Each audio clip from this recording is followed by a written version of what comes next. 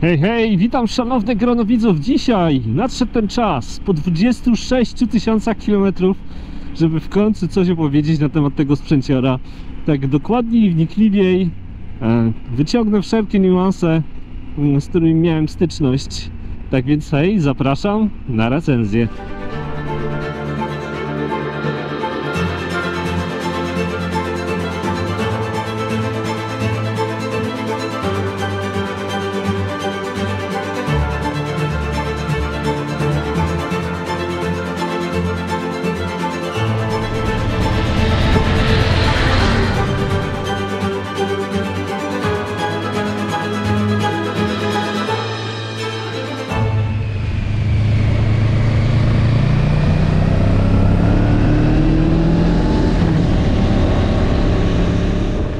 Dzisiaj sobie powiemy o tych dobrych rzeczach, o tych złych rzeczach, o tych, co bym tu zmienił, poprawił, ale tak naprawdę taki klucz tej recenzji to będzie, dlaczego mam taki problem z wyborem innej maszyny.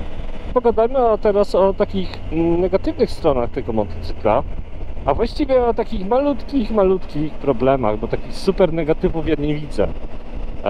Więc pierwszym takim problemem to jest to, że nie ma tu regulowanego uskoku zawieszenia przedniego w żadnym wymiarze, więc za maszynę, gdzie bazowo dajecie 54 000, no to powiem wam, że to brakuje, w szczególności, że na przykład Kawasaki 650, no już takie rzeczy są, no nie ma, więc trudno. Drugi problem to jest to, że w wersji z roku do roku 2023, nie wiem jak wcześniej, super wcześniej, ale ta maszyna jest z 2023, więc te wyloty tutaj powietrza po lewej i prawej stronie od chłodnicy, no to jest strumień ciepłego powietrza i ogólnie do temperatury 23-4 stopni, no jest nawet spoko, ale przy 28 to robi się na waszych nogach 30, coś takiego.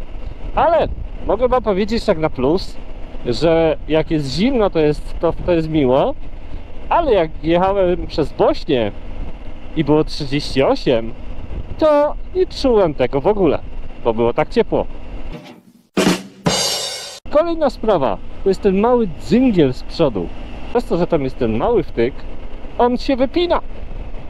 Znaczy nie wyskakuje, ale przestaje dawać prąd. Więc w momencie, kiedy macie skręt na maksa kierownicą, lewo, prawo, robicie U-turn czy coś, to może wam się tak lekko, że tak powiem, odpiąć.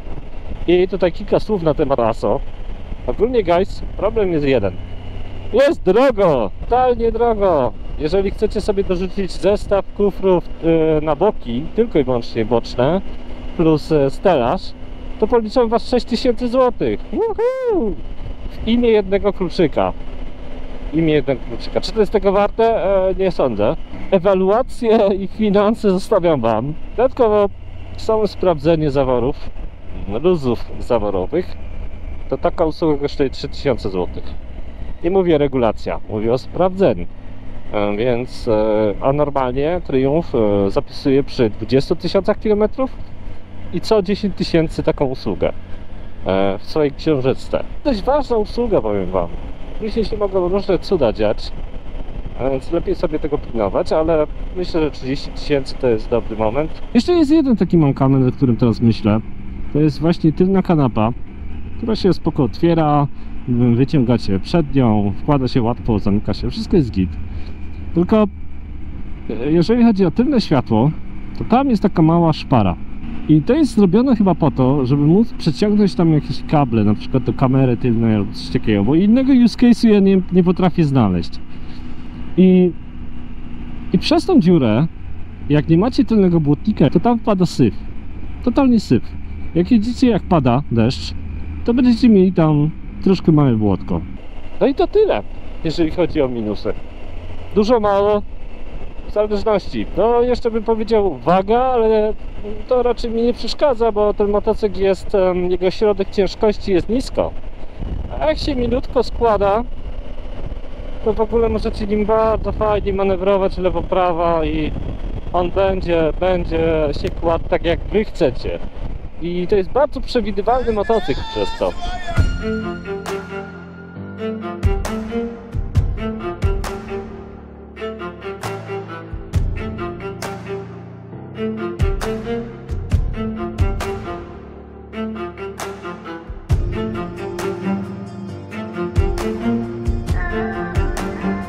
Jeszcze regulacja świateł jest fajnie zrobiona, bo tutaj mamy pokrętła lewa, prawa i możemy po prostu bardzo łatwo modulować sobie góra, dół, lewo, prawo. Kolejna sprawa to jest siedzenie. Siedzenie i jak wybiera w terenie wyboje. Powiem Wam, że siedzonko to bym ocenił na 7 na 10. Nie powiem, że jest tak wygodne jak z wkładkami memorycznymi, bo nie jest. Tam by było 10 na 10. A w terenie to ogólnie jak sobie jeździcie po takich dziurach, to jak siedzicie, to jest całkiem spoko. Nie macie takiego uderzenia rzeczywistego w kręgosłup kompletnie, więc bardzo fajnie to wybiera. Jest dość przyjemne jadąc po takim terenie. Jeszcze sobie tu jedziemy. Wow, dziura. Stanę tu sobie. Jest spoko. Jest naprawdę spoko. Dodatkowo stanie na podnóżkach jest mega fajne, przyjemne, jeżeli macie odpowiednie buty z twardą podeszwą. Na tyle szerokie, że się całkiem fajnie na nich stoi i nie wbijają się w podeszwy, więc to jest w sumie dość istotne, że mogę stanąć, fajny przewiew i bardzo miło się stoi na tym motocyklu, ponieważ moje nogi, moje kolana praktycznie opierają się o bak, który jest szeroko wyprofilowany.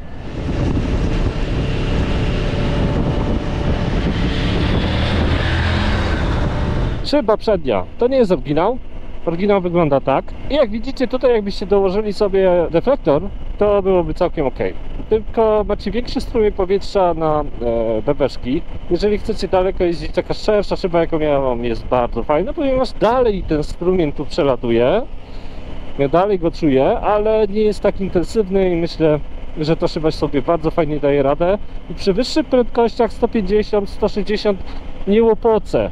Oczywiście czuć mikrodrgania na rękach i na stopce też mógłbym powiedzieć.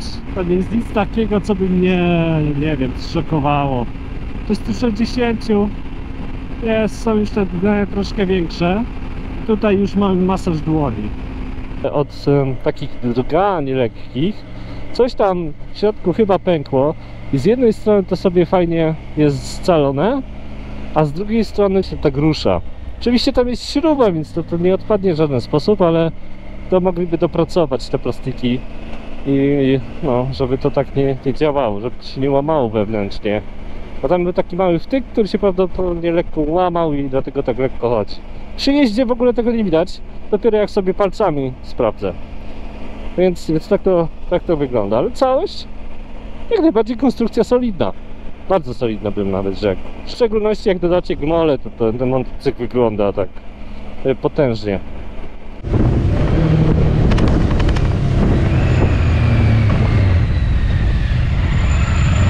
Kolejna rzecz, jeżeli chodzi o wygodę, to pozycja jest super wyprostowana. Praktycznie 0 stopni pochylenia. Jeżeli chodzi o moje kolano, bo 1,90 m to definiuje też kąt kolanowy. Kąt nie jest taki, że w momencie, kiedy ubiorę, nie wiem, ocieplacz do spodni, to tam jest jeszcze jakieś tam miejsce i to mi nie naciska na moje żyły. Jest spoko. Czyli ten kąt na dłuższą metę nie będzie mnie jakoś super męczyć. Kolejna sprawa to jest ten wyświetlacz, który jest mega czytelny. Z tego względu, że możecie sobie poustawiać różne opcje i różne kolorki. Jeśli zastanawiasz się, czemu tu nie ma kolorów w ogóle, no to w tej opcji tych kolorów na jasnym tle nie ma. Na ciemnym tle są dostępne w pełni, jednakże ciemne tło nie można włączyć na stałe. Musisz kupić Tigera 900, żebyś mógł sobie kolory na jasnym tle ustawiać. Ok, guys, dejście go od 0 do setki. 3, 2, 1, go!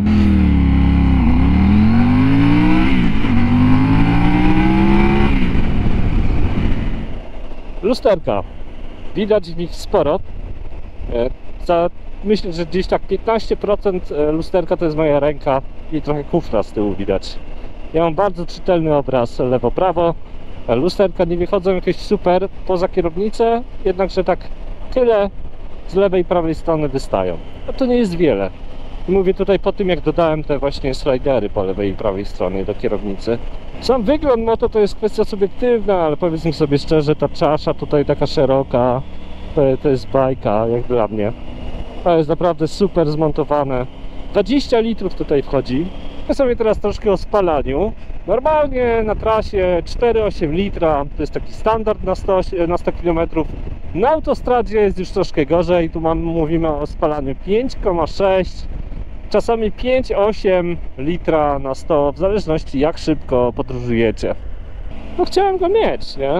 Chciałem zmienić, zobaczyć jak to się jeździ na 3-cylindrowym silniku i się nie zawiodłem. No, jest rewelacja, jego dźwięk, to jak on się zbiera na piątce przy 35 km na godzinę czy 45, to wow, to jest naprawdę fajne. Macie tak 35, to dodacie, to jest trzęsawka, ale on sobie się zbiera. To nie jest szeroki motocykl. Wydaje się szeroki, ale powiem wam, że w mieście, w korkach ja sobie radzę. Wiadomo, że jak idziemy na sporcie, no to jest o 100 razy lepiej. Chcemy podróżować, chcemy dość płynnie mijać różne mieściny i on się do tego nadaje.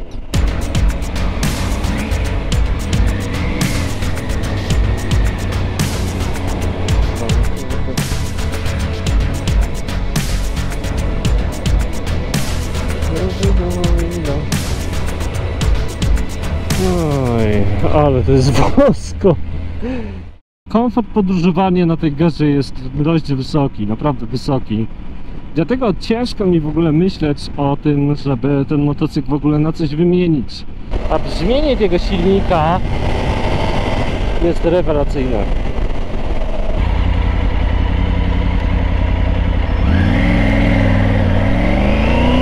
Nie chodzi o samą rurę wydechową, tutaj jest to fajnie wyważone, silnik fajnie słychać, wydech fajnie pracuje, posłuchajcie sami.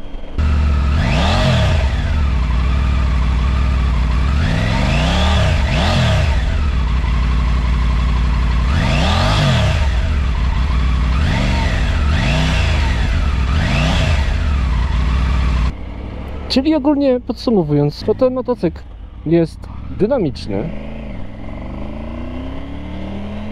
zwrotny, trzyma się fajnie gleby.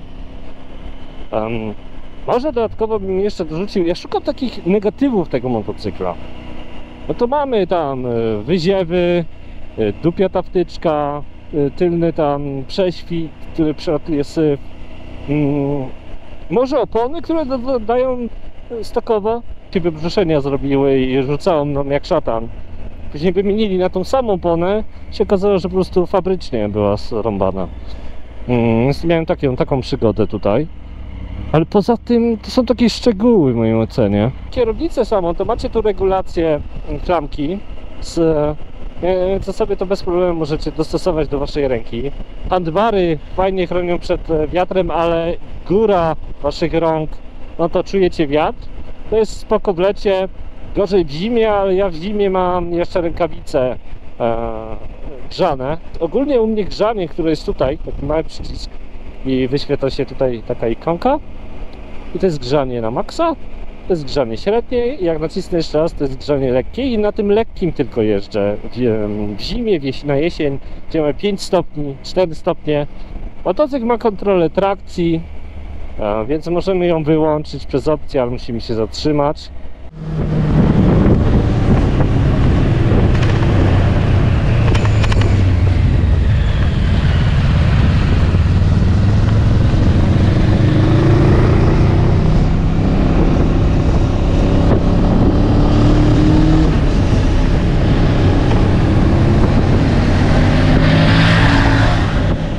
Tak dobrze nam się współpracuje, że ja sobie nie wyobrażam innego motocykla. I ogólnie jestem zadowolony, że go kupiłem. Jestem mniej zadowolony, że wydałem tyle kasy na niego.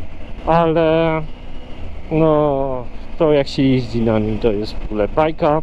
Świetnie wygląda jak dla mnie. A więc dziękuję wam za uwagę. Sekcja komentarzy jest dla was. Dajcie znać, co myślicie o moto, jakim jeździcie. Czy byście go kupili, czy może nie. Ponarzekajmy sobie też na motocykle, jak najbardziej. Nie na mnie, tylko na motocykle. Bardzo bym prosił. I do zobaczenia w następnym odcinku. Tak po prostu, zostaw łapę w górę i niech to się niesie. See ya!